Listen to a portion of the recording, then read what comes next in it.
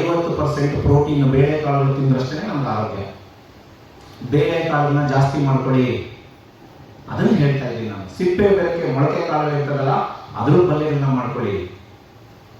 ರಾಗಿ ಮಿಲ್ಗಾಸ್ಕೊಂಡ್ ಬರ್ತೀರಾ, ಎಲ್ಲ ಅಂಗಡಿ ತಗೊಂಡ್ಬಿಡ್ತೀರಾ ಡೈರೆಕ್ಟ್ ಆಗಿ. ಸುಲಭ, ಹೋಗ್ಬಿಟ್ರೆ ಪ್ಯಾಕೆಟ್ ಅಲ್ಲಿ ಇರುತ್ತಂತ ತಗೊಂಡ್ಬಿಡ್ತೀರಾ. ಅವ್ರು ಏನ್ ಹಾಕಿರ್ತಾವ, ಏನ್ ಮಾಡ್ತಾವ, ಯಾಕೆ ಗೊತ್ತು? ಅವನು ಬಿಸ್ನೆಸ್ ಮಾಡ್ತಾರೆ. ಹಂಗಾಗಿ ನೀವೇ ಹೋಗ್ಬಿಟ್ಟು ಯಾವುದೇ ಹಿಟ್ಟು ಮಿಲ್ಗಾಕ್ಸೋದನ್ನ ಏನ್ ಮಾಡಿ, 1/4 kg ಸೋಯಾ ಬೀನ್ಸ್ ಹಾಕಿ ಅದಕ್ಕೆ. ಸೋಯಾ ಬರ್ತದೆ ಗೊತ್ತಾ? ಸೋಯಾದಲ್ಲಿ ಒಳ್ಳೆ ಪ್ರೋಟೀನ್ ಇರುತ್ತೆ. ನಮಗೆ ಪ್ರೋಟೀನ್ ಇಲ್ಲ, ಸರಿ, ನಮ್ಮ ದೇಶದಲ್ಲಿ ಪ್ರೋಟೀನ್ ಕೊರತೆ ಇದೆ. ಪ್ರೋಟೀನ್ ಕೊರ, ಹಾಗಾಗಿ ಯಾವುದೇ ನೀವು ಮಿಲ್ಕ್ ಹಾಕಿಸಿದ್ರು ಏನ್ ಮಾಡ್ಬಿಡಿ. ನೆಕ್ಸ್ಟು ಸೋಯಾ ಬೀನ್ಸ್, ಅದಕ್ಕೆ ಬೇರೆ ಬೇರೆ ಬೇಳೆಕಾಳನ್ನು ಹಾಕಬಹುದು. ನೀವು ಹುರುಳಿಕಾಳು ಹಾಕ್ರಿ, ಏನ್ ಪ್ರಾಬ್ಲಮ್? ಹುರುಳಿಕಾಳು ಹಾಕ್ಬಿಡಿ, ಕಡಲೆಕಾಳು ಹಾಕಿ, ಬೇರೆ ಯಾವ ಕಾಳುಗಳು ಧಾನ್ಯಗಳು ಅದಕ್ಕೆ ಹಾಕ್ಬೋದ ಹಾಕಿ. ಅರ್ಧ ರಾಗಿ ಹಾಕಿ, ಇನ್ನು ಅರ್ಧ ಬೇರೆಯವರಿಗೆ. ಅವಾಗ ಬ್ಯಾಲೆನ್ಸ್ ಆಗುತ್ತೆ. ಇಲ್ಲಾಂದ್ರೆ ಬ್ಯಾಲೆನ್ಸ್ ಆಗೋದಿಲ್ಲ. ಗೋಧಿಗೆ ಹೋಗಿ ಮಾಡಿ, ನಿಮಗೆ ಯಾವ್ಯಾವ್ದು ಕೈ ಸಿಗ್ತದೋ ಅವೆಲ್ಲವನ್ನು ಹಾಕಿ, ಏನು ಆಗೋದಿಲ್ಲ, ಗೊತ್ತೇ ಆಗೋದಿಲ್ಲ. ಅದ್ರಲ್ಲಿ ಅಂಬ್ಲಿ ಮಾಡ್ಕೊಂಡು ಕುಡಿರಿ, ಬಾಳೆ ಒಳ್ಳೆಯದು. ತಿಂಡಿ ತಿನ್ನಕ್ ಹೋಗ್ಬೇಡಿ. ಈಗ ನಾನು ಹೇಳಿದ್ನಲ್ಲ, ಈ ಧಾನ್ಯಗಳು ಅಂಬ್ಲಿ ಕುಡ್ಬಿಡಿ, ಬಾರಿ ಬೆಸ್ಟು. ಇನ್ನೇನು ಬೇಕಾಗಿಲ್ಲ ನಿಮಗೆ, ಅರ್ಥ ಆಯ್ತಾ? ಅದ್ರದ್ದೇ ರೊಟ್ಟಿ ಮಾಡ್ಕೊಳ್ಳಿ ಬೇಕಾದ್ರೆ, ಅದ್ರದ್ದೇ ನೀವು ಇದು ಮಾಡ್ಕೊಳ್ಳಿ, ಆಯ್ತಾ? ಸೊ ಹಾಗಾಗಿ ಬೇಳೆಕಾಳನ್ನ ಡಬಲ್ ಮಾಡ್ಕೊಳ್ಳಿ. ಮುಂದೆ ತೊಗರಿಬೇಳೆ 2 kg ತರ್ತಾರೆ, 4 kg ತನ್ನಿ. ಉದ್ದಿನ ಬೇಳೆ ಅರ್ಧ kg ತರ್ತಾರೆ, 1 kg ತನ್ನಿ. ಬೇರೆ ಕಾಳುಗಳೆಲ್ಲ ಜಾಸ್ತಿ ತಗೊಂಬನ್ನಿ. ಬೇಳೆಗಳನ್ನ ಕಾಳುಗಳನ್ನ ಜಾಸ್ತಿ ಬಳಸಿ. ಪ್ರತಿ ಊಟದಲ್ಲೂ ಕೋಸಂಬರಿ ಇರಬೇಕು. ಈಗ ಮನೇಲಿ ಉಪ್ಪಿಟ್ಟು ಮಾಡ್ತಾರ, ಅದಕ್ಕೆ ಇಷ್ಟು ಕೋಸಂಬರಿ ಇರಲೇಬೇಕು.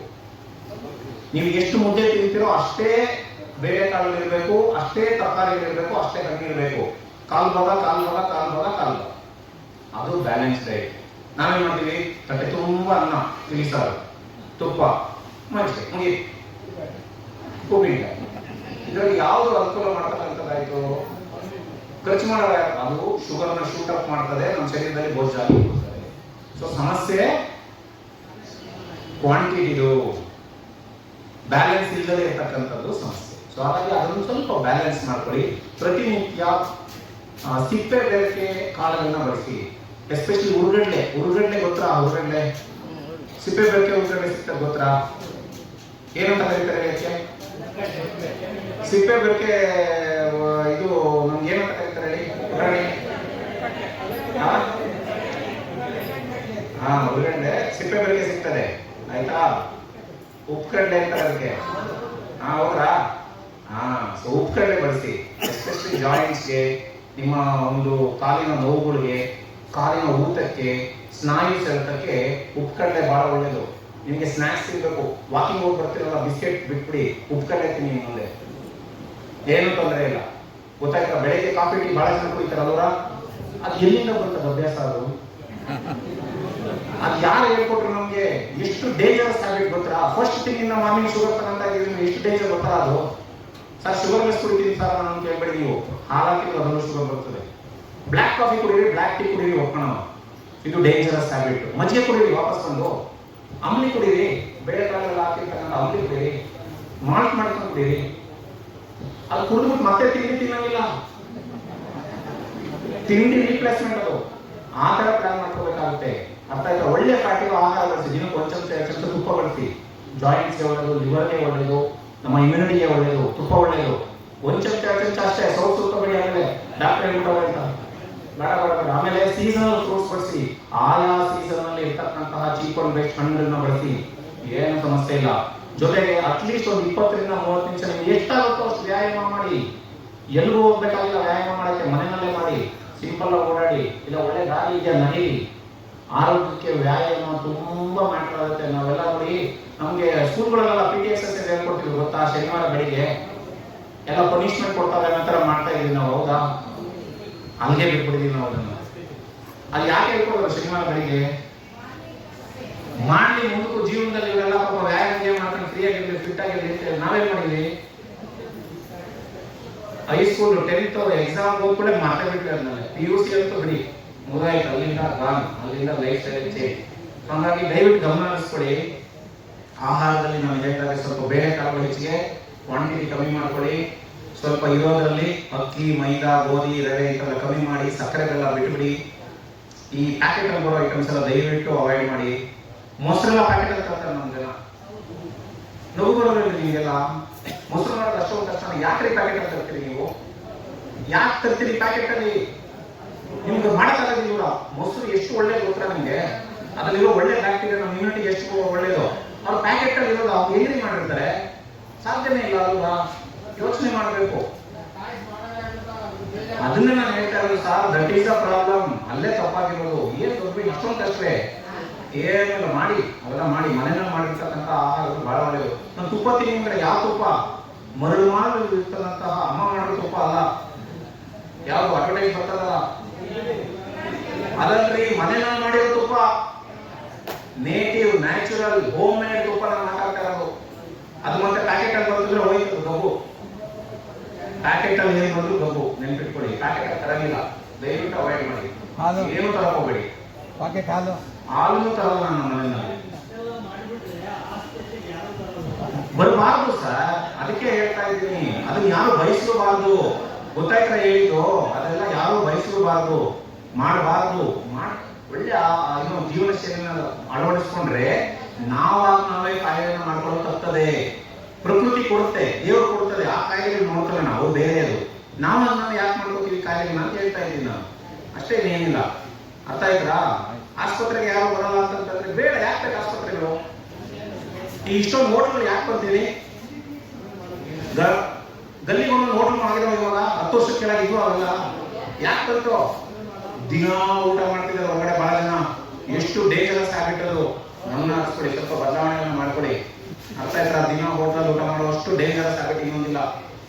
ಹಾಗಾಗಿ ಸ್ವಲ್ಪ ಬದಲಾವಣೆಗಳನ್ನ ಮಾಡ್ಕೊಡಿ. ಸಮಯ ಮೀರಿ ಹೋಗಿದೆ ನನಗೆ ಗೊತ್ತು. ಆದ್ರೂ ಸಹಿತ ಒಂದೆರಡು ಇಂಪಾರ್ಟೆಂಟ್ ವಿಚಾರಗಳನ್ನ ನಾನು ನಿಮ್ಗೆ ತಿಳಿಸ್ಬೇಕಾಗಿತ್ತು, ಅದಕ್ಕೆ ತಿಳಿಸಿದ್ದೀನಿ.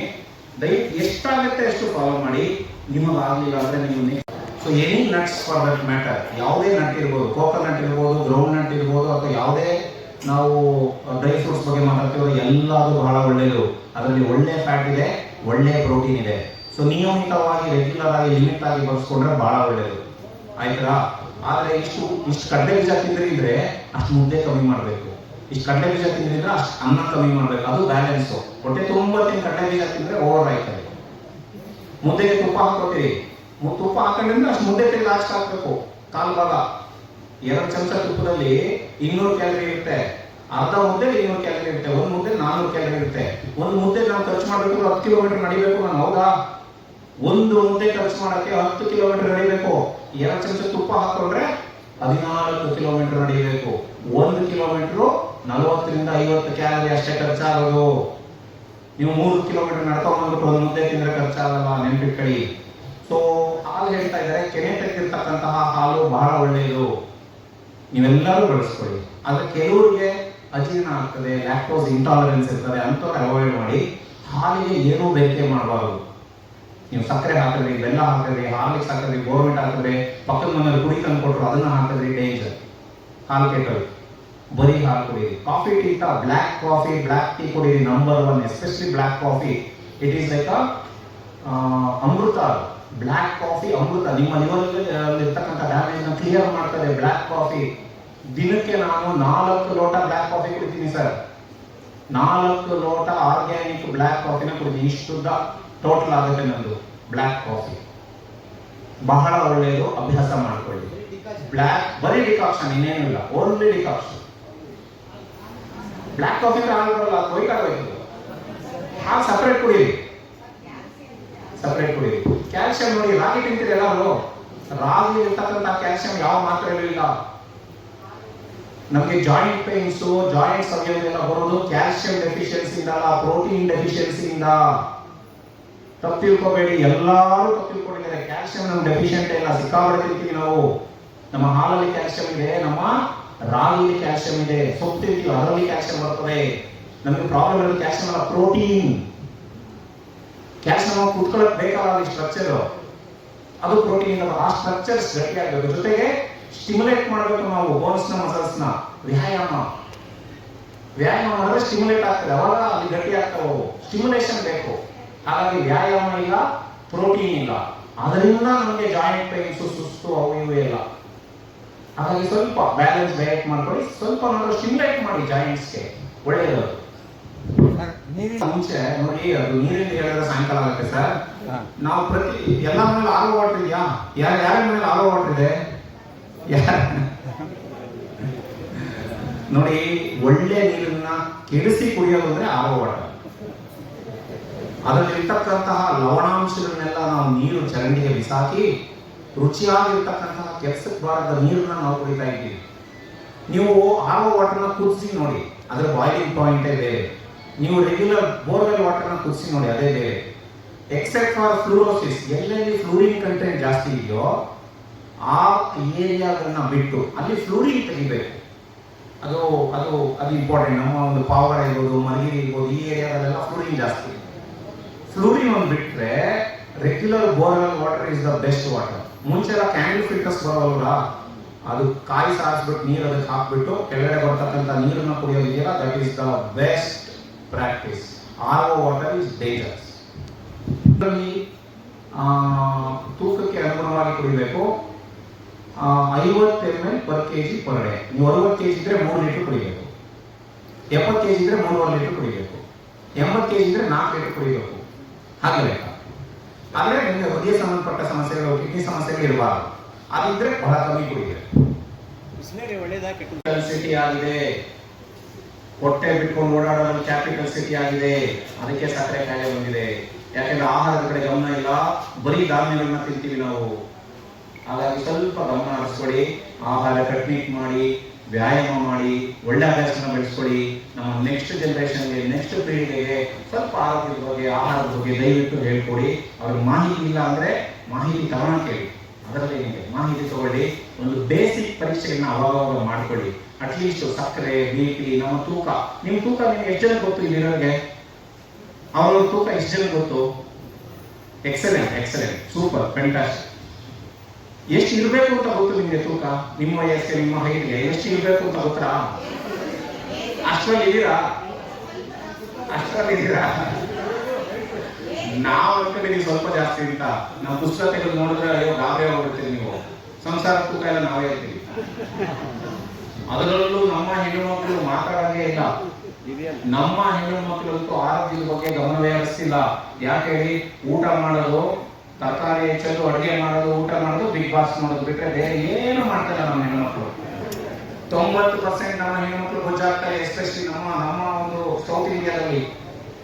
ಯಾಕೆ ಅಂತಂದ್ರೆ ಊಟ ಜಾಸ್ತಿ ಆಯ್ತು, ವ್ಯಾಯಾಮ ಇಲ್ಲ. ಅವರು ಮನೆ ಕೆಲಸನೇ ವ್ಯಾಯಾಮ ಅನ್ಕೊಂಡಿದ್ದಾರೆ. ಪಾತ್ರೆ ತೊಳೆದ್ಬಿಟ್ಟೆ, ಒರೆಸ್ಬಿಟ್ಟು ಅಲ್ಲಿ ಇಟ್ಬಿಟ್ಟೆ. ಈಗ ವಿಶ್ವಾಸಗಳು ಬಂದಿರಲಿ, ಬಟ್ಟೆ ಗಿಟ್ಟೆ ಮಾತಾಡೋದೇ ಇಲ್ಲ ಬಿಡಿ. ಬಟ್ಟೆ ತೆಗೆದು ವಾಷಿಂಗ್ ಮಿಷಿನ್ ಹಾಕಿ ತಗೊಂಡು ಒಣಗಾಕ್ತೀನಿ ನಾನು ಅಂತ ಹೇಳ್ತಾರೆ ಅವರು. ನೋಡಿ, ನೀವು ಪಾತ್ರೆ ತೊಳಿತೀರಿ, ಅಡುಗೆ ಮಾಡ್ತೀರಿ, ಬಟ್ಟೆ ತೊಳಿತೀರಿ, ಕಸ ಗುಡಿಸ್ತೀರಿ ಅಂದ್ರೆ ನಿಮ್ಗೆ ಏನಿಲ್ಲ, ಒಂದು ಕಾಫಿ ಖರ್ಚಾಗಿರುತ್ತೆ ಅಷ್ಟೇ. ಊಟನೇ ಖರ್ಚಾಗಲ್ಲ. ಮುದ್ದೆ ತನಕ ಹೋಗೋದೇ ಬೇಡ. ಕಾಫಿ ಅಷ್ಟೇ 150 ಕ್ಯಾಲರಿ. ನೀವು ಮನೆ ಕೆಲಸ ಮಾಡೋದು 150ರಿಂದ 200 ಕ್ಯಾಲರಿ ಅಷ್ಟೇ. ಯಾಕಂದ್ರೆ ನಿಂತು ಮಾಡ್ತಿರ್ತೀರಿ. ಹಾರ್ಟ್ ರೇಟ್ ಜಾಸ್ತಿನೇ ಆಗೋದಿಲ್ಲ, ಶರೀರಕ್ಕೆ ಇದೇ ಆಗೋದಿಲ್ಲ, ಬೆವರೇ ಬರೋದಿಲ್ವಲ್ಲ. ಹಂಗಾಗಿ ನೆನಪಿಟ್ಕೊಳ್ಳಿ, ಹೆಣ್ಣು ಮಕ್ಕಳು ಎಸ್ಪೆಷಲಿ ನೀವು ಮಾಡ್ತಿರೋ ಅಭ್ಯಾಸಗಳು ಒಳ್ಳೆಯದಲ್ಲ. ದಯವಿಟ್ಟು ಬದಲಾವಣೆ ಮಾಡಿ. ನೀವು ಆರೋಗ್ಯವಾಗಿದ್ರೆ ಸಂಸಾರ ಆರೋಗ್ಯವಾಗಿರ್ತದೆ. ನೀವು ಅಡುಗೆ ಮನೆ ಇನ್ಚಾರ್ಜು. ಅಡುಗೆ ಯಾವ್ದು ಒಳ್ಳೇದು, ಯಾವ ಕೆಟ್ಟದ್ದು, ಎಷ್ಟು ತಿನ್ಬೇಕು, ಏನು ಅಂತ ನೀವು ಲೆಕ್ಕಾಚಾರ ಮಾಡ್ಕೊಟ್ರೆ ಎಲ್ಲ ತಿಂತಾರೆ. ನೀವು ಅಂದಲ್ಲಿ ಅಡುಗೆ ಮಾಡಲಿಲ್ಲ ಅಂದ್ರೆ ಮನೆಯವ್ರು ಎಲ್ಲಿ ತಿಂತಾರೆ? ಅವ್ರು ಕೇಳ್ಬೋದು, ನೀವು ಮಾಡಿದ್ರೆ ಬರಲ್ಲ ಅಂದ್ರೆ ಮುಂದಾಯ್ತಲ್ಲ, ಮಾಡಲ್ಲ ಅಂದ್ರೆ ಮುಂದಾಯ್ತಲ್ಲ. ಅದಕ್ಕೆ ಹೆಣ್ಮಕ್ಳು ಸರಿ ಆಗ್ಬೋದು ನನ್ನ ಲೆಕ್ಕದಲ್ಲಿ. ಅರ್ಥ ಆಯ್ತಾ? ನೀವು ಅಡುಗೆ ಮಾಡ್ಬಿಟ್ರೆ ಪಾಪ ಅವ್ರು ಎಲ್ಲ ಮಾಡ್ತಾರೆ, ಏನ್ ಬೇಕಾದ್ರೂ ತಿಂತಾರ. ಮಾಡ್ಕೊಡ್ತೀರಾ? ಏನಿದೆ ನೋಡಿ, ಇಷ್ಟೇನೆ. Demand and supply. ನಿಮ್ಮ ಡಿಮಾಂಡ್ ಇದ್ರೆ ಹೋಟ್ಲು ಬರ್ತವೆ, ಹೋಟ್ಲು ಹೋಗ್ತಾ ಮುಚ್ಕೊಂಡು ಹೋಗ್ತಾವೆ. ಸಿಂಪಲ್ ಅಷ್ಟೇನೆ. Demand and supply. ಆಸ್ಪತ್ರೆ ಇಷ್ಟೊಂದು ಯಾಕೆ ಬರ್ತಾ ಇದೆ? ಇಷ್ಟೊಂದು ಆಸ್ಪತ್ರೆ ಯಾಕೆ ಬಂತು? Demand and supply. ಡಿಮಾಂಡ್ ಇದೆ, ಅದಕ್ಕೆ ಬರ್ತಾ ಇದೆ. ಈಗ ವಾರ ಯಾಕೆ ನಡೀತಾ ಇದೆ? ಅಲ್ಲಿ ಡಿಮಾಂಡ್ ಇದೆ, ಅಲ್ಲಿ ಮಾಡಬೇಕು. ಯಾರು ಇಷ್ಟ ಮಾಡೋದು? ವಾರು ಅವಶ್ಯಕತೆ. ಹಂಗಾಗಿದೆ. ಈ ಅವಶ್ಯಕತೆ ಆಸ್ಪತ್ರೆ ಬೇಕು, ಬರ್ತಾ ಇದಾವೆ. ಹೋಟ್ಲು ಬಂದಿದೆ, ಅದಕ್ಕೆ ಬರ್ತಾ ಇದೆ. ತಿನ್ನಕ್ಕೆ ಹೋಗೋದಿಲ್ಲ, ಬರ್ತಾ ಇದೆ. ಹಾಗೆ ಆಯ್ತಾ? ಸೊ ಡಿಮಾಂಡ್ ನೀವು ಚೆನ್ನಾಗಿ ಮಾಡ್ಬಿಟ್ರೆ ಮುಂದೋಯ್ತು. ಇಲ್ಲಿ ಅವಾಗ ತಿನ್ನಕ್ಕೆ ಹೋಗ್ತಾರೆ. ಹಂಗೆ ಆಯ್ತಾ? ಲೆಕ್ಕಾಚಾರ ಇದರಲ್ಲಿ. ಸೊ ಹಾಗಾಗಿ ನಾನು ಹೇಳಿ ಸ್ವಲ್ಪ ಪ್ರಮಾಣದಲ್ಲಿ ನಿಮಗೆ ಅನುಕೂಲ ಆಯ್ತು ಅಂತ ಅನ್ಕೊಂಡಿದ್ದೀನಿ. Thank you very much sir.